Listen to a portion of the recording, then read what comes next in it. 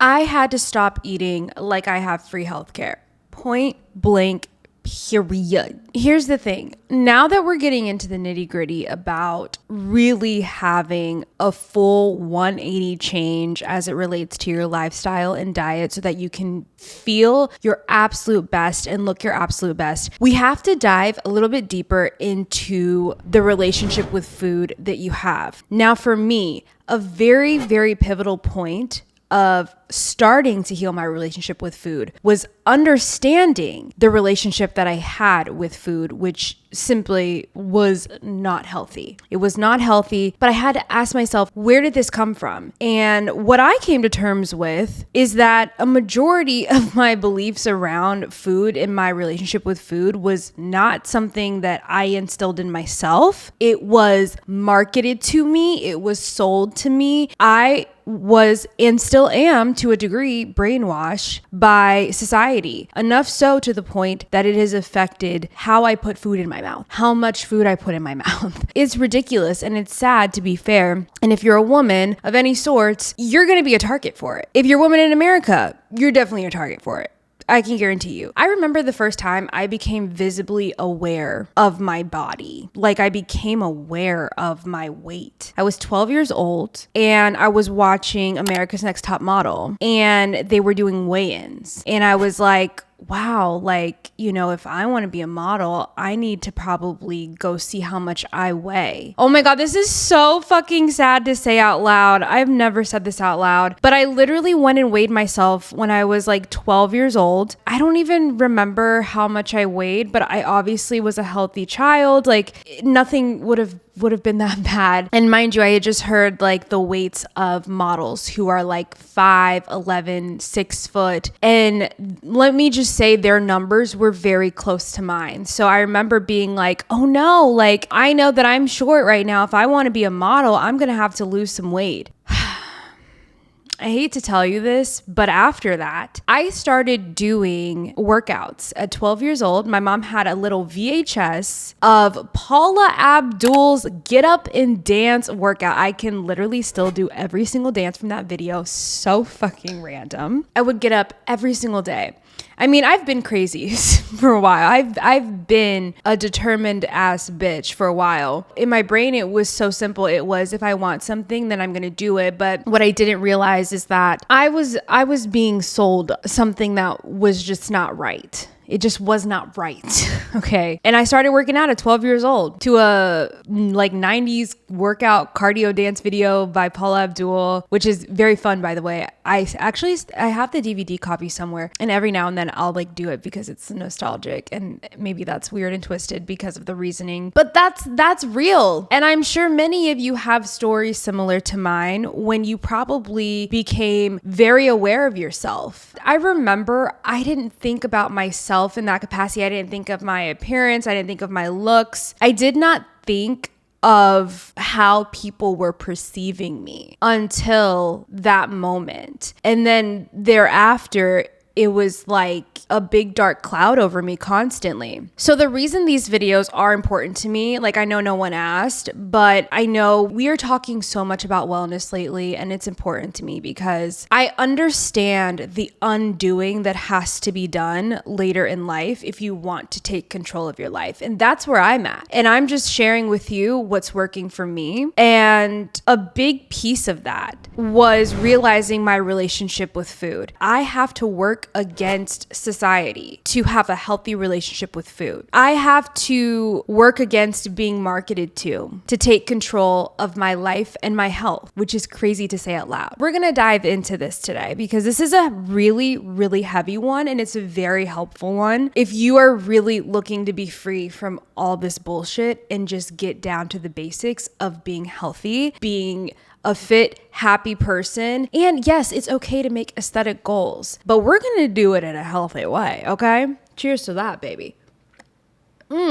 Hello and welcome to the Because I Love You podcast. My name's Bria. This is my banana maple smoothie that I've been fixated on. I posted about this on Instagram stories, and I just want to let you guys know I'm very excited because now we have a group chat where I do share these recipes. There's group chats where we can talk about fertility, period stuff, like the girls, anything the girls want to talk about, we have it. It's on my Patreon, and I have a free tier and I have a paid members tier as well. In the paid members tier, you have access to like recipes and the more like nitty gritty things. And that's where all the group chats are. I wanted to make you guys a free group chat. There is no way to do it on Patreon though. I'm sorry. So if you want to be in the group chats, you do have to pay, but we're doing fun stuff. Like there's challenges. The challenge coming up for July is we are going to cook at home. It's the cook at home challenge. Okay. So for, I think I said like 28 days out of the month, we're trying to cook at home, something like that. It leaves you like 4 days or so to actually socialize, go out and eat whatever you want, of course. But the whole point is that we really push ourselves to get creative in the kitchen this month. So I'm very excited about it. If you want to be a part of that, come join the paid members. It's called Healthy Hotties because that's what we are. And I'm very excited. I'll put it all below for you. And then there is a free tier. If you're interested in getting 10,000 steps with us every single day and having that accountability and just like talking about creative ways that you're getting those 10K steps, we also have a free tier where every day I post a daily step check-in and we help each other out and we support each other. It's very exciting. It's very fun. So that's free. Come join. I've only missed one day so far, which I had a little bit of food poisoning, but your girl is back. Already got 10,000 today, period. This banana maple smoothie has 30 grams of protein. It's delicious. It tastes like banana bread. If you ever had that, like maple-y though. I've already posted the recipe. So don't worry about it. I'll be posting more recipes too. And of course, this is all like encompassed in what we talk about here. So it's nice because we have a place where we can support each other. We can talk about things. And it's just nice to have like accountability and a community of people who are working towards the same things as you. Check the description below if you want to join those groups. And shout out 75K Club. You guys are fucking killing it. I want you to know, seriously, look at me in the eyes. I want you to know that your efforts are not going unnoticed. It literally means the world to me that you guys are showing up like this. I'm so thankful for it.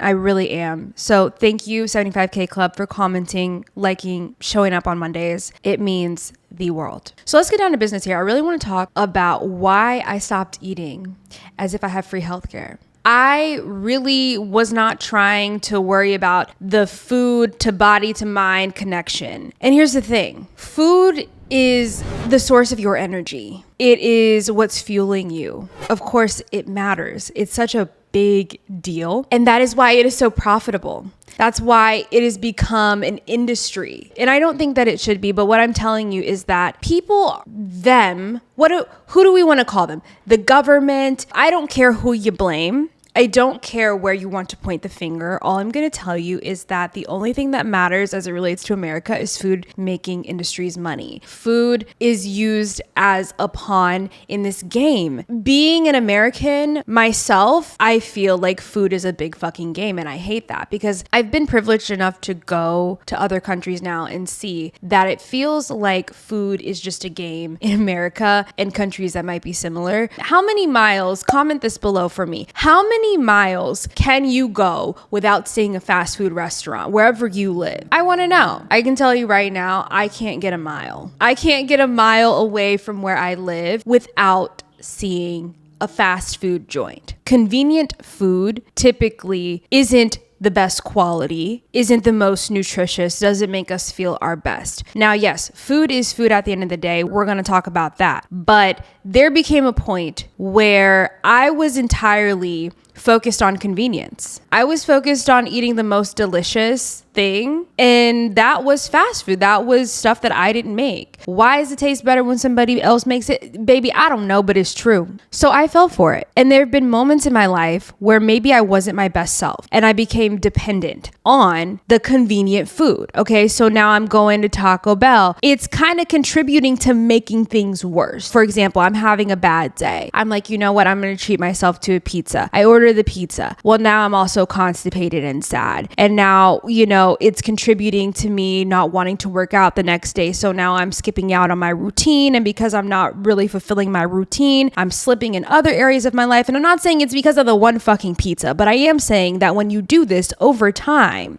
once a week turns to 3 times a week, turns to 5 times a week, turns to every single day, I'm just going to get the most convenient piece of food. Now I'm not giving myself the best quality of energy. And I think that's where we have to start, is we have to change the word food to energy. Not to compare you to a Porsche, because you're so much more than that. But like, you would put a certain kind of gasoline in a Porsche. You would put a certain kind of gasoline in a Toyota. The gas you put in the car makes it run, and you can't just put whatever gas you want. Okay, I hope you're not doing that. I did see a TikTok where a girl was like, oh, I just wanted to use the green handle. Well, it doesn't really work like that. But what I am saying is that it does matter the kind of fuel you give yourself, and everything is balanced, right? I got to a point where I was using food to numb myself. Now we're about to get very serious here, okay? So post-pandemic Bria, I feel like this is the first time in my life where my mental health took a steep decline. I really started to experience depression on a higher level. I started to experience anxiety. I don't know which parts of the pandemic did that to me, but I just know that I hadn't quite felt myself for a while. And to be fair, I started to feel like myself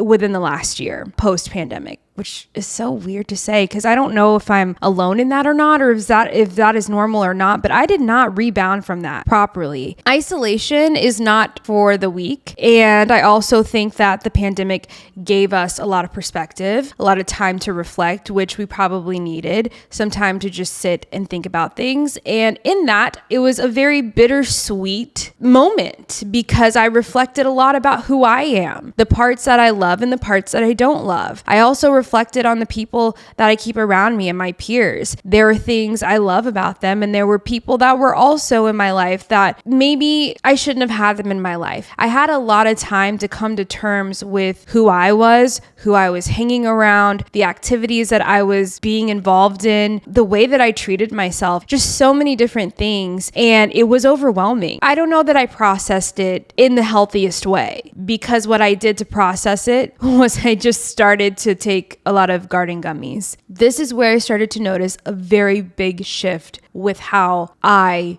had a relationship with food. When I started to not know how to process my emotions, I ate more. When I wanted to avoid thinking about things, I would take a garden gummy, and then I would get absolutely turned and go get like the yummiest thing I could find. I trained myself to numb the thoughts that I wanted to avoid. And then it got to a point where I was eating myself to a point of numbness and oblivion where like I would just go to sleep. And when I would go to sleep, I wouldn't have to think about any of these things that were bothering me. I was using food as escapism, food as a crutch. It was like a pacifier, And I saw someone saying that food really is such a nurturer, right? It's a feminine energy. Like when we are born, mother, literally your mother is the source of food for you. Of course, not everybody breastfeeds. That's not my point with this and saying it, but I'm saying like on a very deep primitive level, food is comfort. That's how humans are ingrained to look at food. So it would make sense that some of you might feel comforted by eating yourself into an oblivion, or just distracting yourself with food, or maybe you're bored and you eat. These are the moments when we have to ask ourselves, what are the deeper rooted issues? And so this is where my thought process started to change, because I realized I can't keep hurting myself like this. Now, at this point, I had been in this cycle of eat myself into a stupid place of just like feeling so uncomfortable, just wanting to go to sleep immediately. Like this was my life for a few years, I'm not gonna lie. And then I got to the point where I was like, what is it that I'm not addressing? Because now what was happening is the scale was definitely going up, like obviously, but also now my period's messed up. I have even worse anxiety, even more mood issues. My hormones were a wreck because I'd also come off of birth control. There's a few different contributing factors as to why I was feeling so bad. And, coming off of birth control, I really should have committed to giving my body what it needs, because what I've realized, and we can do a whole episode on like birth control and where I'm at with the idea of birth control now, because when I came off of a very specific birth control. My body had the worst rebound. The anxiety is even worse now. I'm dealing with more mood issues. So now I'm coping more with food. Coming off of birth control didn't help at all, is what I'm trying to say. I became so reliant on just kind of like numbing that feeling. But it ended up where my period got super messed up. I had a lot of digestive issues. I had mood issues. I had sleep issues. I don't know which way is up. So from here, now food is like my best friend. It's literally like all I think about, but it's also, I'm using it to a point where it's making me sick. It's not fueling me in the way that it should because I don't have a good relationship with food now. So now I'm going to the doctor and I'm asking for answers like, why do I feel so bad? And a lot of it was the birth control. I'm not going to downplay that at all, but it wasn't helping how my lifestyle was either, right? So then I'm forced to go talk to doctors. And to be quite honest with you, this is where I realized this shit sucks because I talked to so many doctors. It just felt like they didn't care. It felt like they didn't care about women's issues. They didn't know about women's issues. I had to educate some of my doctors on like what PMDD was, like a PMS issue that I had been dealing with. Why was I educating you? I'm paying to be here. And healthcare is not free.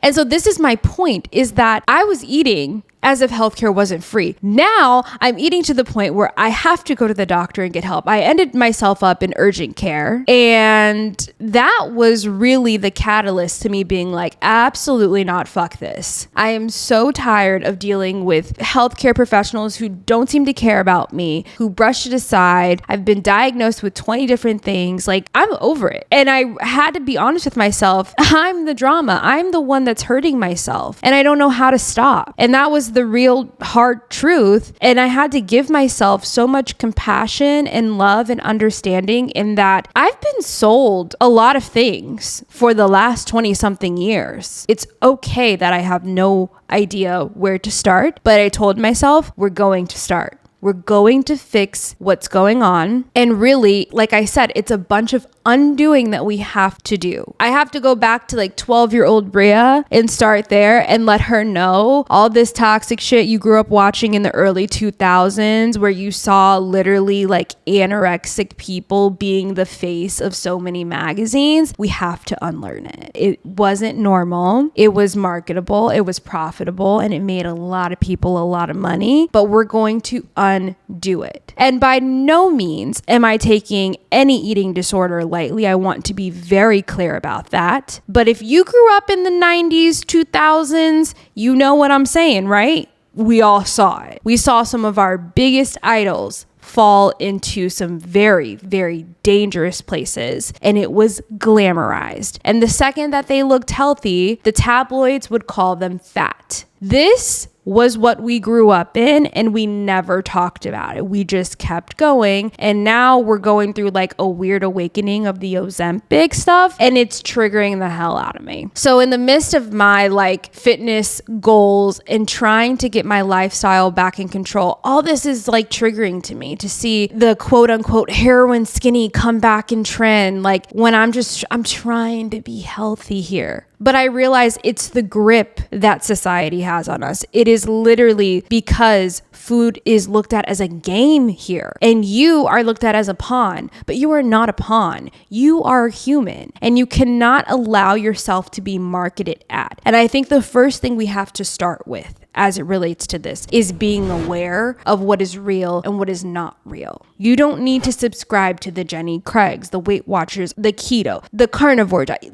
Shut the fuck up, please. You don't have to do any of that. Start to develop a relationship with food that is good, that is healthy. If in society, they can make you have a bad relationship with food, you become profitable to them in so many ways. You have to understand that the end goal of you having a bad relationship with food is making someone else money. It can be these drugs that are on the market, and I'm not shading them. I know people need them for their health, but some people aren't using them for health. Okay, to each their own. Let's be real. You're also making the healthcare system money. When I had the worst relationship with food, I can't tell you how much money I was spending on medical bills. Yes, I can. One emergency room visit was like 13 grand. What, girl?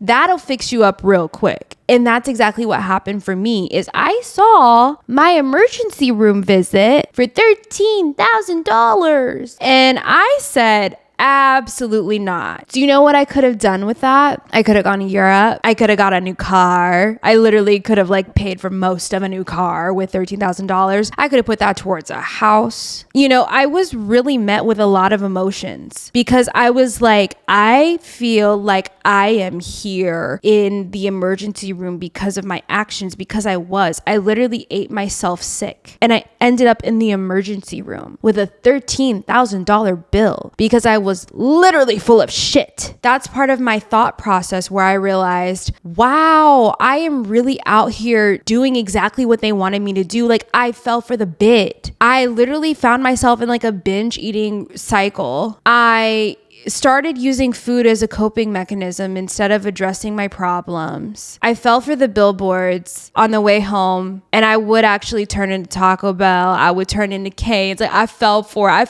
it 7 days a week, right? My lifestyle just wasn't balanced enough. I was eating so many things that didn't serve me that I didn't have the energy to invest in myself. You're not gonna want to invest in yourself if you're full of things that are slowing you down. That's kind of how that works. That's the point, the cause and effect. And that's why, for example, we do in the Cook at Home challenge, because when we cook at home, we know what's going in our food. We have better control over that. And it's an opportunity for us to be creative, to make something that's delicious, but also gives us energy. We have that power. But I was sold all these ads that you don't even notice them. You walk into the grocery store, you don't realize you're being marketed to the second you step into a grocery store. Next time you go into a grocery store, look at what foods are in front of you the second you walk in the door. Next time you're online, see how many ads you get about different foods. Look in your mailbox and see how many coupons you have for like pizza or whatever restaurants around you. See what billboards you pass. See how many restaurants you pass when you drive 10 miles. When you learn that it is everywhere, you can give yourself a lot of compassion and give yourself a big fucking hug. And come here, let me give you a forehead kiss, actually. Because it is not your fault. There are billion-dollar businesses who hire fancy people and their entire job is to play with your head so that you don't notice they're playing with your head. I fell for it. It worked. So what did I want to do after that? Take my fucking life back. Take my health back. Because I will not be a slave to society. My health is my problem. My health is in my control. Once you realize the way everything is set up for you to essentially fail and have the easiest, most convenient thing, you can give yourself more compassion and you can understand that we're working against an entire system. But I believe that when we start having these conversations and supporting each other through it, giving each other the knowledge, giving each other the ideas, and showing each other that it's not hard to undo, even if it's something you grew up with. And you shouldn't be ashamed of that. I want to be very clear. Even if you did grow up eating the cheapest, most convenient things that weren't as nutritional for you, that's okay. We're not here to shame anyone. This is what my channel is for. This is what my podcast is for. It's to have these conversations and it's to help us all grow. We have each other in the comments. We have each other in the Patreon. Like, that's what this community is for. And I want you to understand that, like, you're not alone in it. So many of us are dealing with the exact same thing. We just don't know how to articulate it. We're not talking about it. And this is why it's so important to me. But because I was able to learn all these things and reflect on the why for my actions, I was able to then start to reverse it. And the reversal process takes a while. It is not linear. I'm still in my journey, but the fact that I've made so much progress in the last couple of years gets me so excited. And that's why I want to get you guys excited about it, because you can take ownership. It took me a lot of failed attempts, and most of this shit is mental. You've got to start. And I think one of the most important things you have to work on first before you decide to make any other goals outside of it is heal your relationship with food. And for those of you that want to start healing your relationship with food, this is a key step in understanding that your food and what you consume is your energy source. It's such a big deal. It's such a big deal. And you can have balance and you can have this beautiful harmony where you feel amazing and you still have fun, you still socialize, you eat delicious things, you have your favorite foods. It's just a matter of healing your relationship with food. The labeling of good or bad food has to stop. And I've said this in another video. If you label your food good or bad, you don't have a good relationship with food. There are foods that are going to give you more energy, and there are foods that are going to give you less energy. But it's not inherently good or bad. That's what you have to decide. Now, when you look at your plate, look at it and say, am I going to be feeling really energetic after this? And it's okay if the answer isn't yes every time. But we want to see a majority of your food helping you, help your body. That's the big picture here. You have to get to the root of your issues. The quick and easy stuff that we're marketed all the time, it's so goddamn delicious. And you know why? Because they put a fuck ton of things in there that we should not be eating that don't make us feel our best. So it's okay to have those things every now and then, but we want to make you the happiest, hottest, healthiest version of yourself. So now is an opportunity for us to reflect on what we're eating. And is it serving us? Is it making us feel our absolute best, or what is it doing? And how can you achieve better balance? Balance is the key word. We're not looking to be super hot or super cold. Any progress is good progress. But this was such a huge revelation for me that it was like one of those topics I could not skip. And I know it's one of those things, like if you just don't understand what I was going through, you just don't understand. But I know that there will be a lot of you who do understand what I'm talking about. And even if it's not a lot of you, it's important to me. It's important that we have this discussion. Ultimately, I decided I don't want to be a part of a system that wants to keep me sick. Okay, let's call it a theory. Let's call it a conspiracy, if you will. But I make other people more money when I'm not my healthiest self. So if I was a bad guy that wanted more money, I would probably feed people things that would make them tired, lazy, hungry, and sick. If I were a bad guy who wanted more money, that's what I would do. So whoever it is that's making the calls, they're not looking out for your health, is what I'm trying to say. You have to look out for your health. You have to be your own advocate. I don't want to sound like one of those people, gosh, I really don't. But I just don't trust anybody with the responsibility of my health. Because I've even been, and I just said it, I've been to doctors who didn't give a shit about me, who have gaslit me into thinking that it was all in my head. And that's when I was like, you know what? I'm taking my health into my own hands. I'm going to figure out what's going on with me, and I'm going to make myself feel better because I'm the only one who can. It feels like at this point. So that's just my little theory. You don't have to agree with it or not. It is my opinion that I am not looked at as someone in society that should be taken care of. I'm looked at someone who should be spending money. And if I spend money on food, especially things that don't serve me, and get addicted to spending that money, I'm doing the job they want me to do. If I keep eating things that don't serve me and my body is not in the best possible state and I'm reliant on big pharma, I'm doing what they want me to do, right? They're not going to want you to learn how to eat for energy. They're not going to want you to learn how to eat for hormone balance. That shit's not profitable. I don't go this direction. Like, I'm not super ranty about certain things sometimes, but we had to talk about it, okay? So I really would love to know your opinion on this one. This is more of like an opinion-based video. I want to be clear about that. I don't expect you to like agree on every single thing with me, but